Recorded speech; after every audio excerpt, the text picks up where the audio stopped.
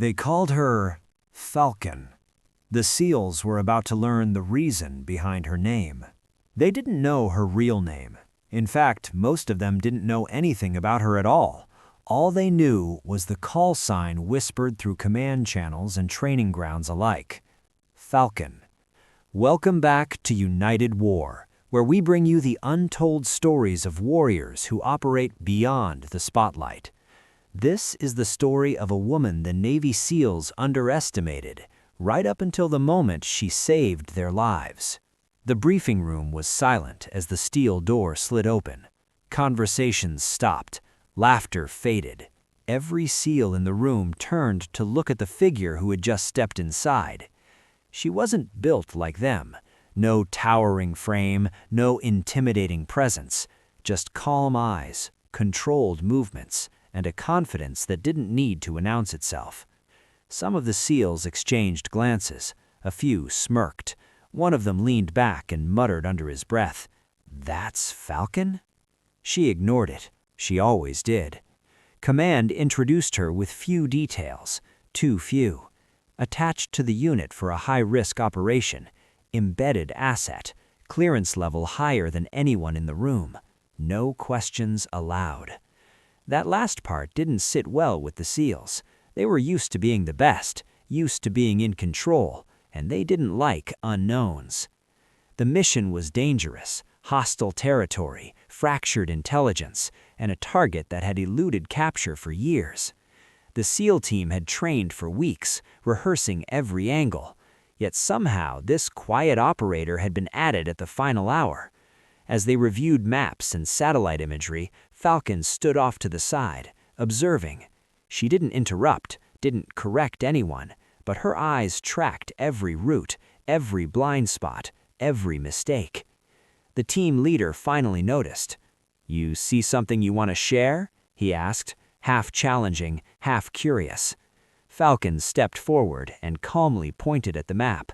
What she said next shifted the room. One by one, she identified vulnerabilities the team had missed: wind patterns, elevation changes, enemy movement cycles. Not theory, experience. The room went quiet again, but this time no one was smirking.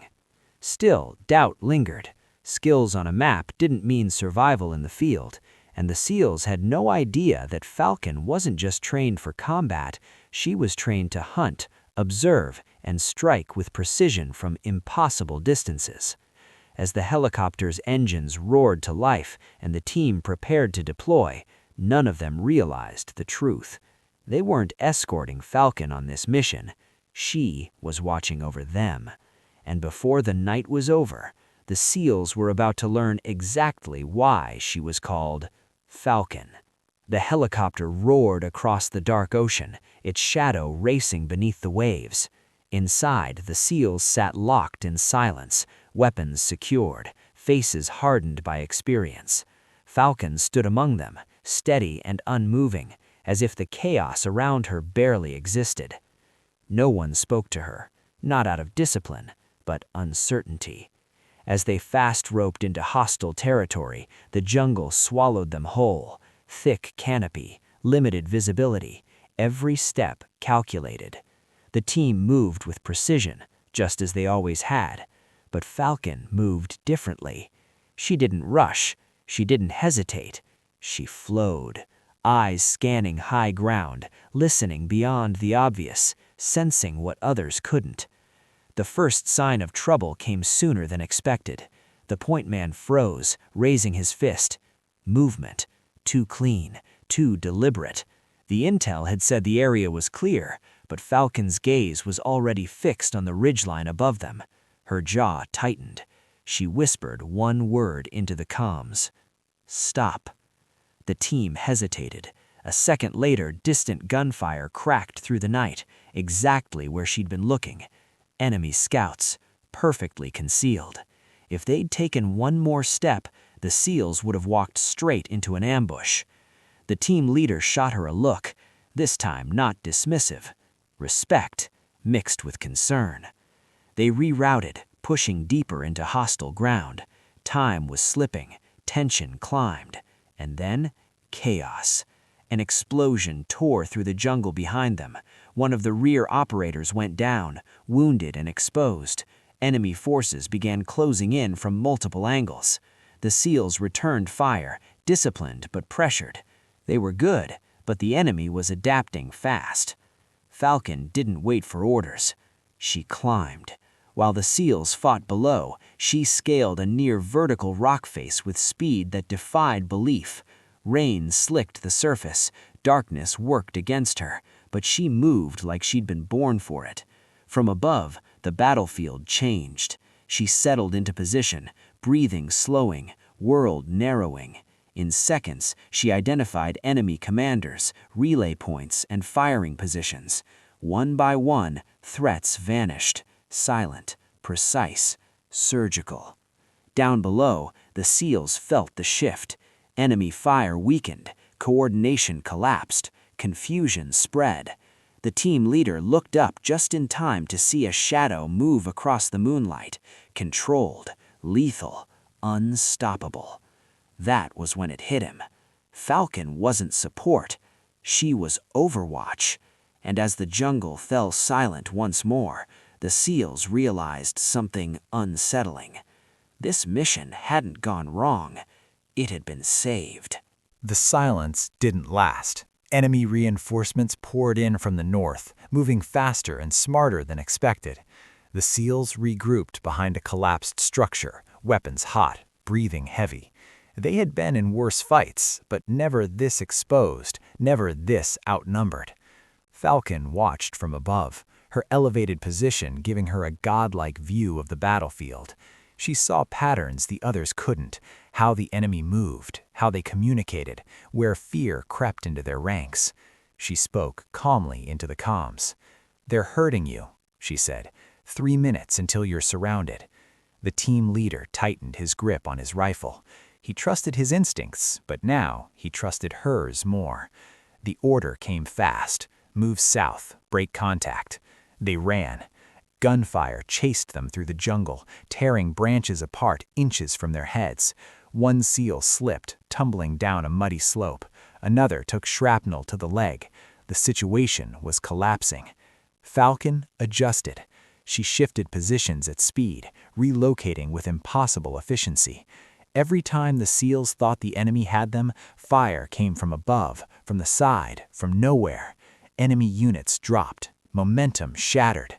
Then came the moment that changed everything. A hostile sniper pinned the team in an open ravine. No cover, no escape. One shot rang out. Close. Too close. Falcon locked in. Wind direction, distance, elevation. Heart rate steady. One shot. The sniper never fired again. The SEALs stared in disbelief. That shot wasn't just accurate, it was unreal, the kind of precision that came from years of hunting targets no one else could even see. As extraction time approached, the enemy launched a final push. Heavy weapons, coordinated movement. This wasn't supposed to happen. Falcon broke radio silence completely. "I'll clear your exit," she said, and then she descended. She moved through the jungle like a force of nature, silent, fast, merciless. Where the SEALs fought as a unit, Falcon fought as a predator. She anticipated fear. She exploited hesitation. She struck and vanished.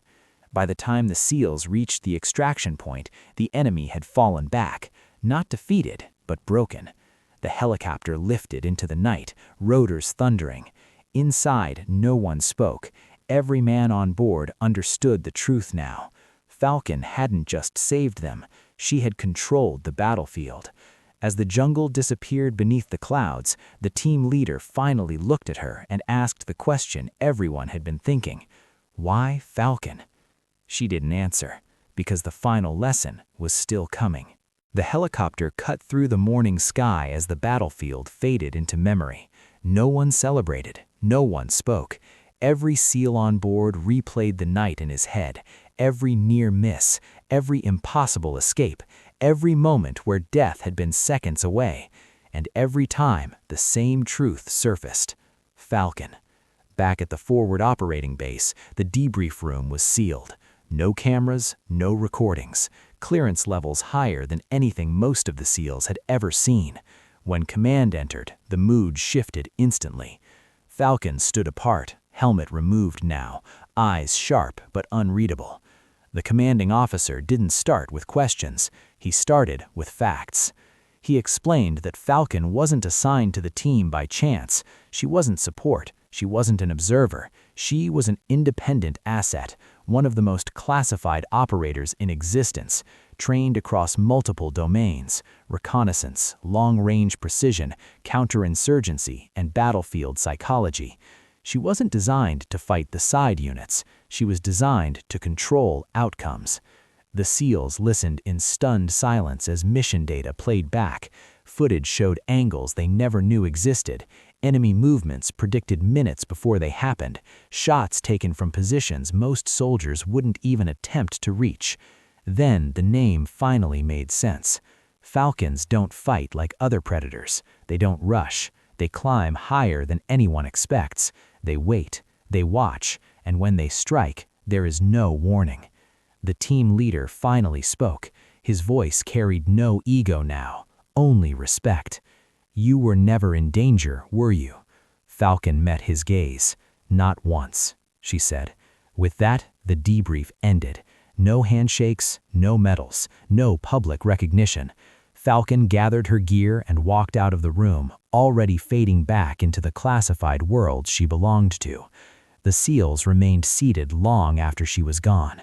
They had trained their entire lives to be the best, but that night they learned a harder truth. There are warriors who don't need to be known, don't need credit, don't need permission. They operate above the battlefield, silent, unseen, unstoppable.